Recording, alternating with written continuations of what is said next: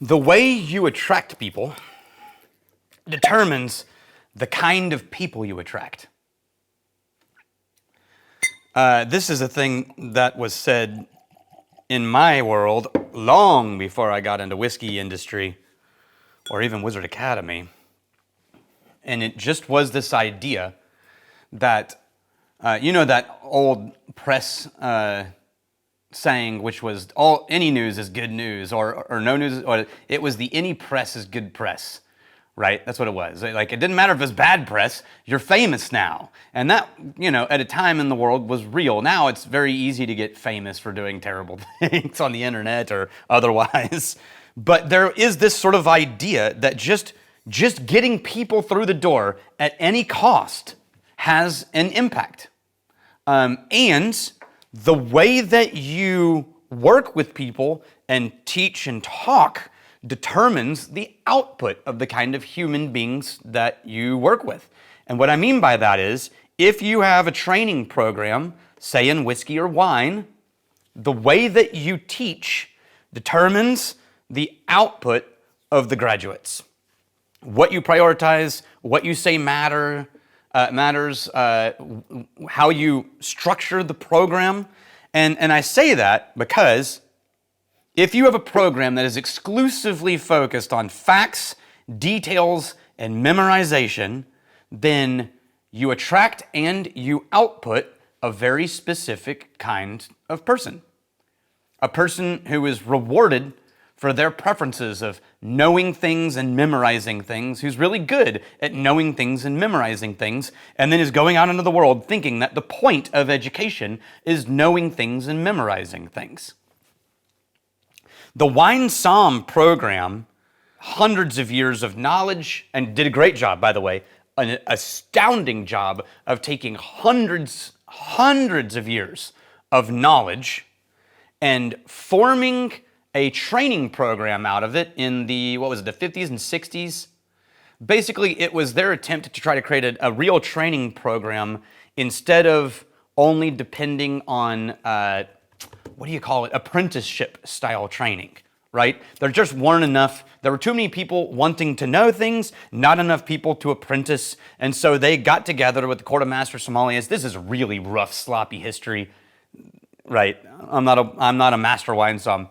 But they sort of formulated a program that everyone signed off on, saying, if we can teach this, then we can get people through this first layer. But everyone in the Wine Somm program knows you do not progress, really, if you do not have mentors and some sort of apprenticeship and some sort of active engagement in the industry. And that's great. And they're really good at training categorical knowledge, and they're really great at teaching you how to memorize and store information, and then how to execute at the highest levels in a service environment. How do you take this and do things correctly? But that's the trick. If you watch the Wine Somm Master, there's plenty of shows now about following people through the Master Wine Somm program.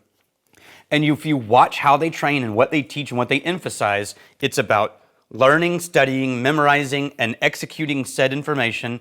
It's about learning how to categorize and how to hold information in your head and how to execute your knowledge correctly in a real-world environment.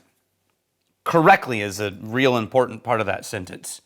There's nothing in the Wine Somm program that teaches storytelling, engagement with people at the table, and a true act of bringing the room to a further place of knowledge from where you met them in a way that's gracious and kind. Why? Because that's not what the program is trying to create. And honestly, if you look at really high-end restaurants and really high-end wine places where master wine somms are, most of those restaurants are not, they're focused on the consumer experience in the sense that they want it to be this luxury, perfect dining experience, but also if the customer gets in the way of the dining experience, it's the customer's problem, not the restaurant's problem. They're focused on executing what they think is the most prestigious, perfect dining and wine experience. And there's not a lot of room in there for human beings who aren't already a certain level of knowledge of how to act in those situations and how to drink wine correctly and how to hold the right fork and that you shouldn't eat that little thing in front of you in one giant bite, even though it's so small it looks like you could. You got to pretend to be dainty. Anyway, and there are great restaurants that don't do that, but no one is training for what I'm going to call the ratatouille experience. No one is training for the, hey, all of this exists, not for art's sake and the form's sake, but for the people who sit at the table and experience this art in this form. Maybe paintings, right, can be experienced for art's sake, or music, but even then I would argue that it's the interaction from the audience with art that really gives it its whole voice. And when it comes to consumable products, even more important that you account for the consumption engagement human part of the storyline. And Ratatouille is the perfect example in that movie of, like, instead of cooking the most amazing, complex, foodie crap you've ever had in your life, they made grandmother's or mother's, ratatouille recipe and changed someone's life forever. And it's the opposite of ultimate knowing, executing snobbery. It's just making really good food and reminding people that food can be emotional and human and engaging too. So I'm going to finish talking about that in a second. First, let's talk about this whiskey. This is the Old Pepper Distillery, and they say Kentucky's oldest brand because it's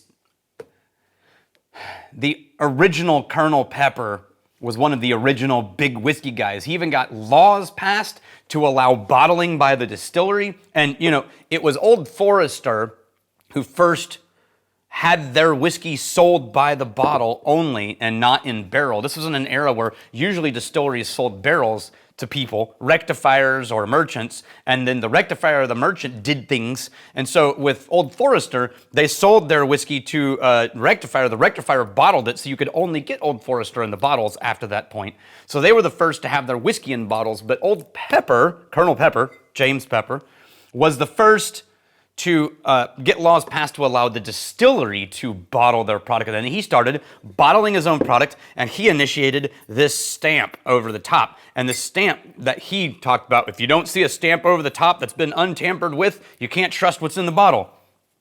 It was actually so effective, public knowledge-wise, that when the government did the Bottled in Bond Act and started really policing stuff, they actually took that stamp and used it as a tax stamp.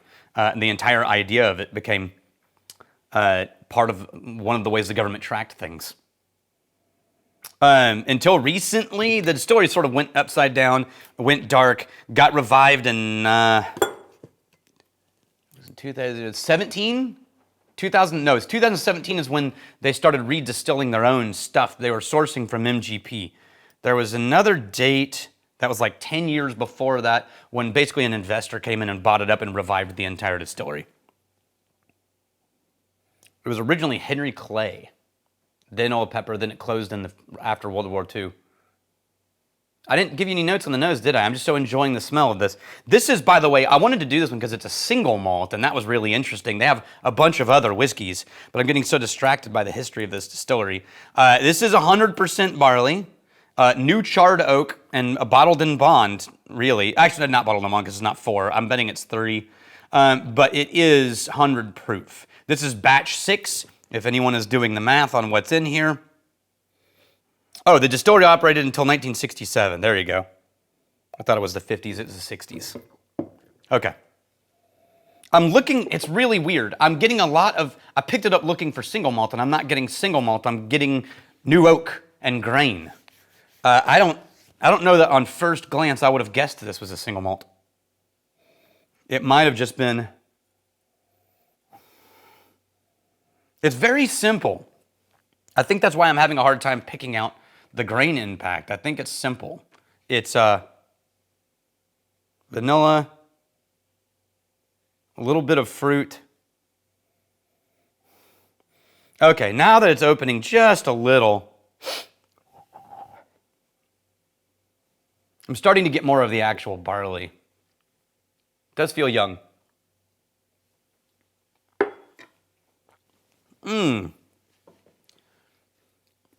That's weird.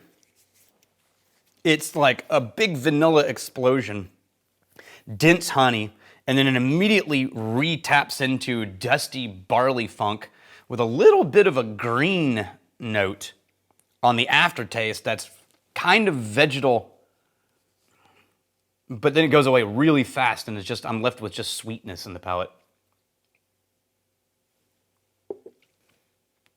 Yeah,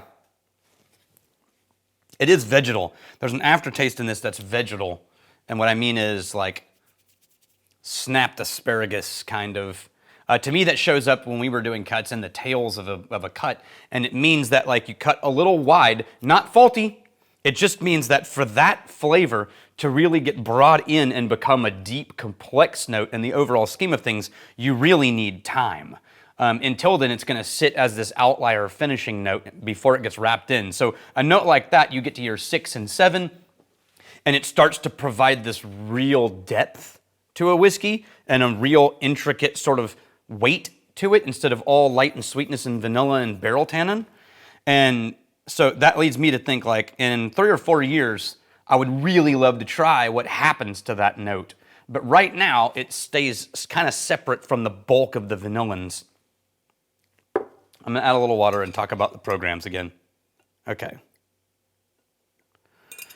When I was creating the Whiskey Somm program, what I wanted was I had many times over the years a truly amazing wine sommelier experience where a master wine somm came in and just created this engaging, storytelling, magical human experience around wine.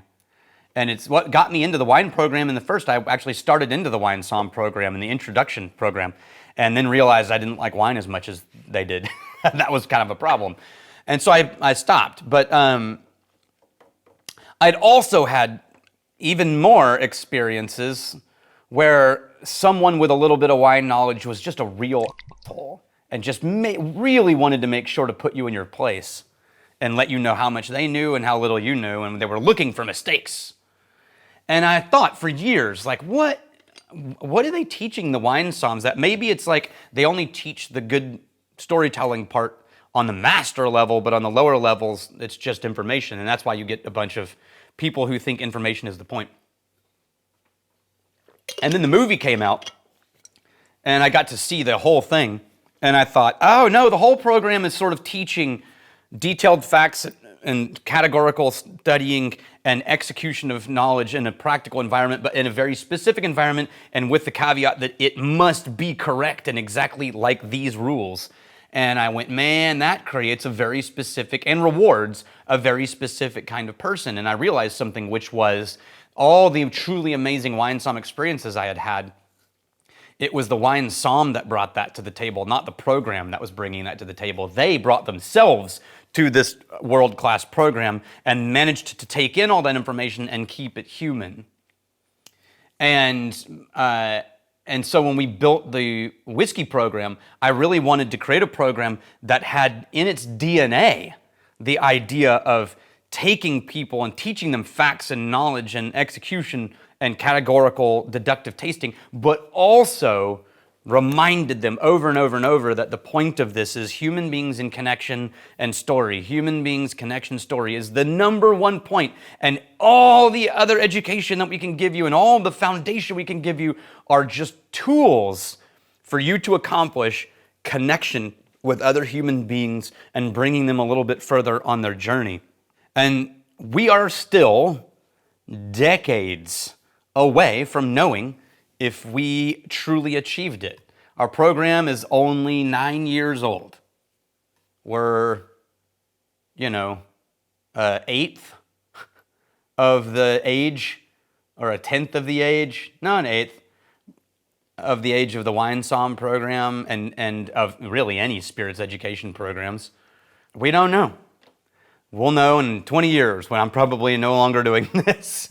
We'll look back and go, hey, we actually achieved it. Or like, oh yeah, we was a fool's errand.